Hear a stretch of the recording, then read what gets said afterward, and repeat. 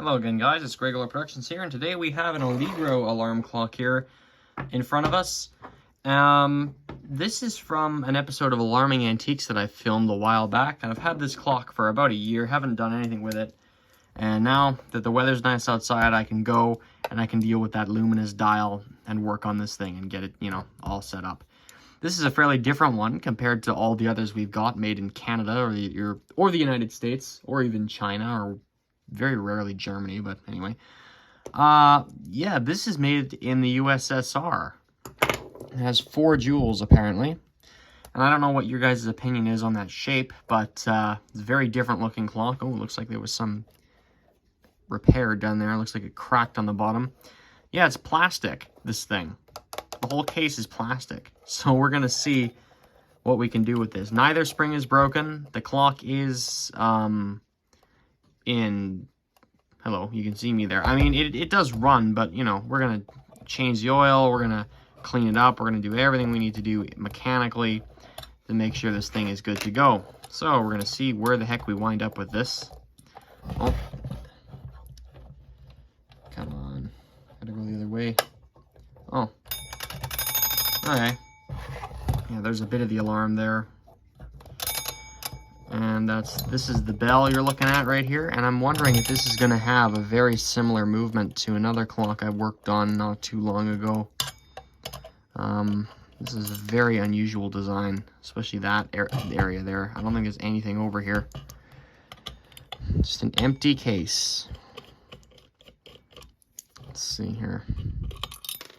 This is the first time I've even tried to dismantle this thing, so we're in for a ride here today, folks. Whoops. We're in for a ride.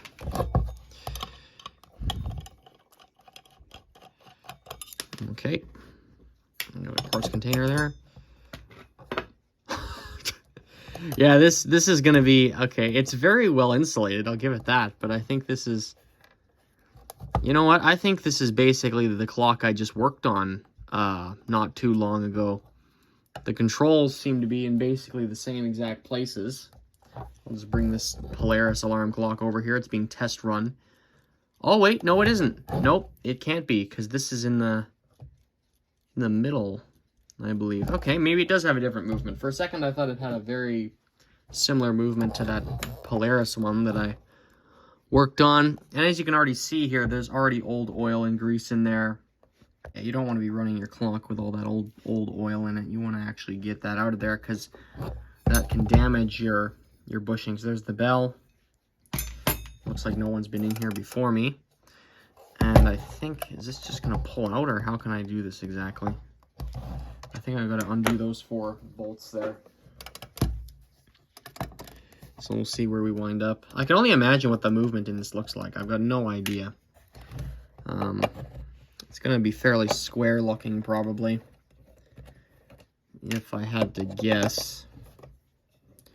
And this back cover here is basically holding the entire thing. Well, not holding the entire thing together, but it's a main piece of the structure of this thing. There's not a lot of parts to this particular clock, especially the case. It's just that big piece of plastic, which was all the rage at the time. And then just the movement itself, and then this big molded piece of steel. Okay, here it comes. What am I stuck on? The hammer, of course. Oh, hello. Completely empty area over here. You could almost fit you could fit like a calendar mechanism over here. Okay, completely different style of clock here. Okay, and I just realized where the balance wheel is. What is that? Is a zany design. That is wacky as heck. And let's see, has this thing been... I know I said there's kind of old disgusting oil over there. Oh yeah, this thing could probably be serviced. Huh. Okay. A big aggressive looking mainspring, go figure. That'll be fun to put back together. There's some kind of tension spring happening over there. I love where the balance wheel is. That is hilarious that they just stuck it over there. It looks like an afterthought. It looks like it was supposed to be here. But they just kind of went, oh, shoot, guys, we don't have enough room here. We got to get the pallet fork in there. We got to just stick it over there. That's awesome. That is such a wacky-looking design. Oh, and this might be made in 1972. November 72, possibly. 1172. Wouldn't be surprised if this is from the 70s. I mean, it looks kind of dated for the 70s, though. I was going to say, like, 1960s or late 50s. How do you get this thing out of here now? That is the key. And this button is its own independent mechanism, so that's good. You don't have to... Well, I say independent. It's part of the case, so I don't have to take that off. Oh, goodness sake. Do I have to... Oh, no. Oh, no. Oh, this is how it's... Oh, I have to undo these screws here. Goodness sake. Getting this goofy thing out of the case is, of course, the big adventure here. Thank you, Russians, for not making my life easy. Oh, this is not tight. What kind of screw did they think you would use here? A flat-headed... Okay. I thought that... I mean, those almost look like rivets. I've never seen a screw head look like that before. Man, you know you're in the USSR when your screws look like that. When your screws look like rivets. Because I am confident I have seen rivets with that type of head on it. Although now I'm second-guessing myself. Those might have been screws. Okay, this obviously suffered some sort of crack here at one point. It's actually not a terrible design for a screw. And this has glue all over it. Goodness sake. Okay, can I get this moving, please? Oh, thank you. Yeah, I don't want to deal with that. Actually, I should be using a way bigger blade than that. Okay, come on, come on, come on, come on. Oh, just barely moving. Yeah, this suffered a crack, and someone tried to fix it in the most amateur hour way you could possibly do it by smearing glue absolutely everywhere. Obviously, they didn't take this to a jewelry shop or store. This I'm gonna assume that this thing was built in Russia and then imported, or at least somewhere in the USSR, and then imported to Canada in, you know, as a, I guess, in the 70s. Actually, you know what? That makes more sense for that to be from 1972 than 1959, because I don't think the US or Canadian governments would have wanted much from the USSR coming over here in terms of products, because of the political sphere at the time involving Russia. So yeah, I guess in the 70s that would have been like a trade restriction lift. I'm not going to pretend like I know anything about any of that, but it is super interesting, and I really should look into it. What products you could get from Russia over here. Not that I really enjoy too many Russian products, old antiques, I mean, like in the terms of this alarm clock. Like, if I had to pick between this and a Big Ben, I think I'm probably going to go with the Big Ben, but, you know, this was in with the other stuff, so I'm not going to disclude it. Not just gonna give it the kibosh here, you know what I mean? Okay, this is ever so slightly moving. Yeah, I'm using my pliers with actual grips on them. Yeah, it's not the prettiest looking alarm clock. It's kind of mid-century gone sideways. It's kind of also an example of, oh yeah, guys, mid-century was kind of, well, actually, you know what? I'm not, well, was it dated by the 70s? I mean, there's different types of mid-century. I'm not going to pretend like I know much about that either, but I know that there's 50s mid-century, and then there's 60s mid-century, and then there's a bit of the whatever the heck 70s mid-century. This looks more like 60s or 50s. This looks like early 60s, really. Like, this screams 1961 or 62. That's what I get out of it anyway. That's just my take on it. Anyway, yeah, there's different... Who knows? Who knows in the terms of that? Okay, now, how does this... Does this just pull out of here? Of course it's going to be a pain in the neck, because why wouldn't it be? How does this move? Is that glued on? Oh my gosh. Every step of the way!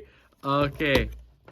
Okay, it's coming out, guys. It's coming out. And I'm going to have to go into the garage and deal with that, the luminous dial that this thing has. And the paint that they used is active in this thing. It does still glow in the dark. So, like, more so than other clocks I have. So we're going to have to do something about that. And then what I really want, of course, is the actual movement. I need to service the case or something like that. Okay. Come on. How do I get this thing apart without shattering it? Okay. Thank you, little legs, for giving me no support there at all. Did I just crack this again? I don't think so. That is intense, though. This is scary. Oh, come on. Come on. You know you want to come out. You know you need a service. It's time. Get out of bed. Everyone wake up. It's later than you think. It's 2020 now. It's 2023 now. No one uses alarm clocks anymore. We're all using smartphones to get us up in the morning. Except for that one weird kid on YouTube. Okay, so... yeah, let's just... goodness sake.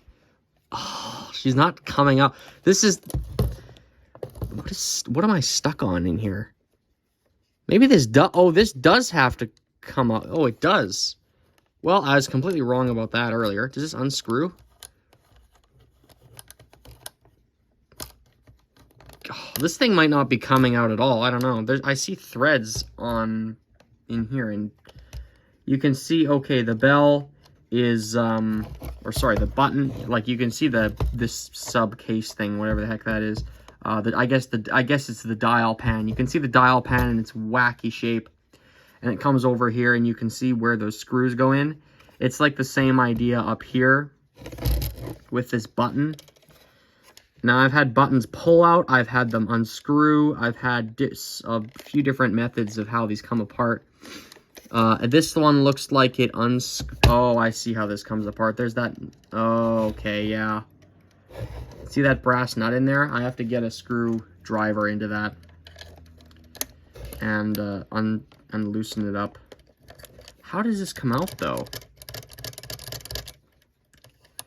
How does this doesn't unscrew by any chance, does it? I can't just wrench it out of here, I don't think, either. I'll probably break it. That'll be the death of everything. Definitely an oddball design. Pressing it down doesn't do anything. This doesn't pop off, I bet. What? Okay. Moment in time. Well, I was half right. This mushroom piece doesn't come off of the staff, but the whole thing just popped out. Okay, I'll take it. Yeah, so now what you do is, of course, you take this, and you can just unscrew that. And now we're good. Yeah, see, now we should be coming out. So what I'm going to do is actually tighten that again. Take this out to the garage, get the dial and hands off. Yeah, see, now we're coming out. And then we'll bring this back in here, and we'll pull the entire thing apart because, it's not... it needs a good service. Before I do that, I'm just going to take a second to look at this. This actually isn't that bad. It just looks kind of dry. This area here, though, isn't great looking. I see basically no remnants of oil anywhere except for... is there some down in that pallet fork? Yeah, there probably is. I know, right? Greg's looking for any excuse not to take it apart. If it doesn't need to come apart, I'm not going to take it apart. But this looks like the oil that was here is completely gone / dried up / turned to grease here. So if I was really lazy, I'd just dab some oil on this and go. But I'm not doing that.